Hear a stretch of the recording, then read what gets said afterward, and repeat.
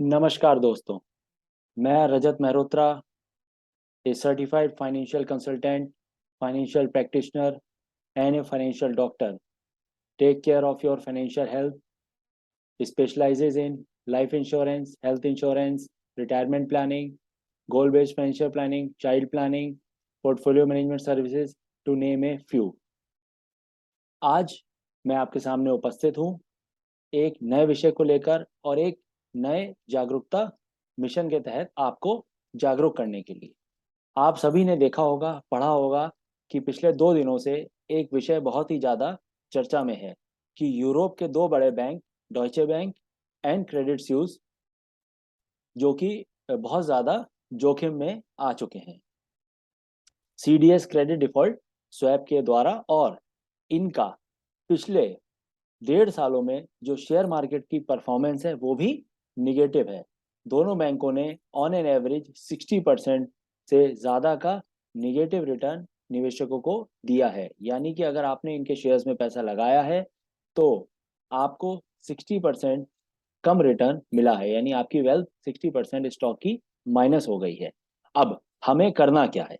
दूसरी तरफ हम ये देख रहे हैं कि रशिया यूक्रेन का वार अभी आगे बढ़ेगा, अर्थव्यवस्था में महंगाई फिर से बढ़ती जा रही है, आरबीआई निरंतर ब्याज दरें बढ़ा रही है, बाकी के जितने भी ग्लोबल सेंट्रल बैंक्स हैं वो भी ब्याज दरें बढ़ा रहे हैं.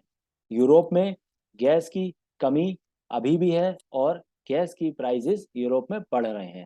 मुख्य तौर पे अगर मैं बात करूं तो यूरोप की बड़ी अर्थव्यवस्था जर्मनी को लेकर. इससे क्या होगा कि जो भी प्रोडक्ट एक्सपोर्ट हो रहे हैं उनका कंजम्पशन यूरोप में कम होगा. अगर मैं बात करूं इसकी तो गारमेंट इंडस्ट्री और कुछ हद तक सॉफ्टवेयर इंडस्ट्री भी इससे अफेक्टेड होगी.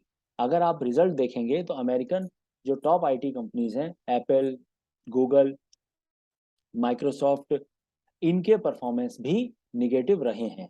तो अगर आपने शेयर मार्केट में पैसा लगाया है तो ग्लोबल मार्केट भी आपको निगेटिव संकेत दे रहा है और इंडियन मार्केट में भी रोज यही हो रहा है, यानी कि उतार चढ़ाव बहुत ज्यादा है.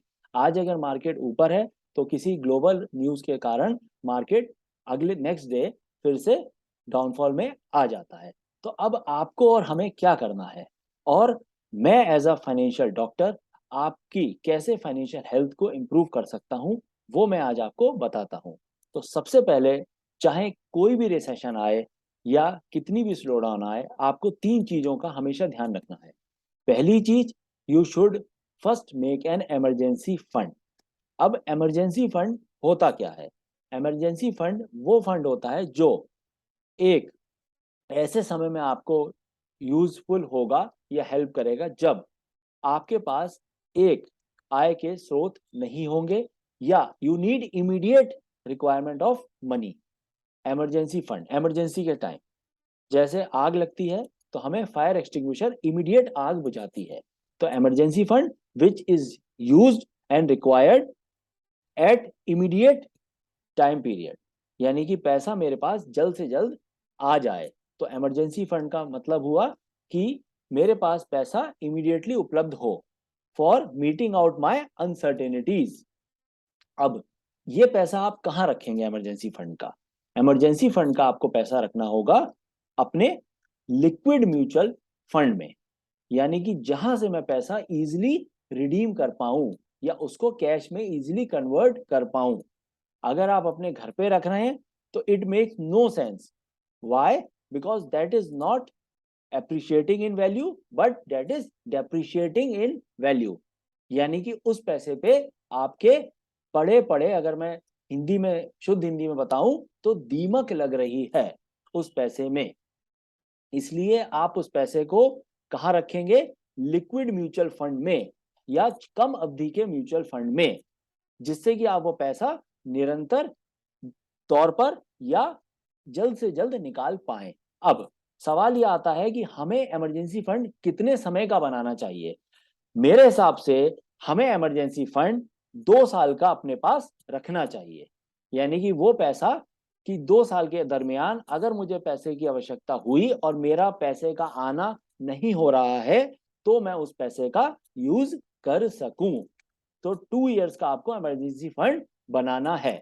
दूसरी शिक्षा आपको मैं आज दूंगा रिसेशन आए, स्लो डाउन आए, इंटरेस्ट रेट बढ़े हों, आपको भयभीत होने की आवश्यकता नहीं है। आपको क्या करना है, आपके अगर बैंक में बहुत ज्यादा पैसा रखा है आपने सेविंग बैंक अकाउंट में या आरडी में, तो उसे तुरंत आप लिक्विड म्यूचुअल फंड्स में, लो ड्यूरेशन म्यूचुअल फंड्स में आप उसको कन्वर्ट करें।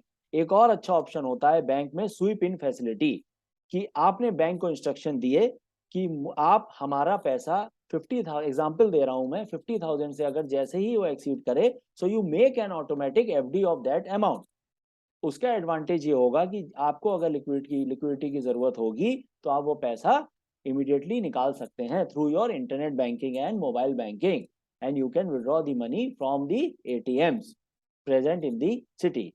थर्ड चीज आपको क्या करनी होगी, you should immediately start your investment. अगर आपने अभी भी अपने बच्चे के लिए, अपनी वाइफ के लिए, अपने लिए कोई भी तरीके का प्लान नहीं बनाया है गोल बेस्ड, तो आप जरूर से जरूर उसे शुरू करें। जैसे कि आपको अगर 5,000 रुपये की एसआईपी में प्रॉब्लम आ रही है तो आप 500 से शुरू करें, आप 1,000 से शुरू करें, आप 1,500 से शुरू करें, आप 2,000 से शुरू करें। At least you should start investing, क्योंकि दो चीजें हैं, निवेश करने का सही समय कल था और उसके बाद निवेश करने का सही समय आज है। आने वाला कल नहीं होगा, क्योंकि रुपए की कीमत निरंतर कम होती जा रही है। तो आपको रिसेशन आए, ग्लोबल मंदी आए, you need not have to worry, you need to only think about three factors which I have just told in. First, you have to make an emergency fund. Second, you have to start your investment. And third, you have to park your fund in such platforms where you can easily withdraw your money.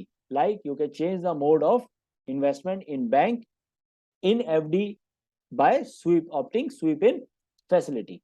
For any clarity on the above topic, अगर आपको कोई भी clarity चाहिए individually कि हमें कैसे emergency fund बनाना है, हमें कैसे या कौन से लिक्विड म्यूचुअल फंड में अपना पैसा रखना है, हमें किस दौरान या किस तरीके से अपना गोल बेस्ड फाइनेंशियल प्लानिंग करनी है, तो उसके लिए you can contact me. I am available on WhatsApp with number 97600411515. My email ID is akki06jr@gmail.com. You can post your query. Kindly give me 2 days time to respond to your query. And if you want to book any appointment, kindly message me and email me prior for a detailed financial health discussion. Thank you very much for patiently listening to me, and do not worry about the global factors. You need to worry about your decision and how you are taking your financial health. If you are serious about your financial health, no recession, no slowdown, no increase in interest rate will impact your and your family's financial health. Thank you very much for patiently listening to me, and I will improve and increase my Jagruk Divas sessions more frequently in the coming days, because I receive a feedback that you need more such sessions on the different awareness topics. Thank you very much.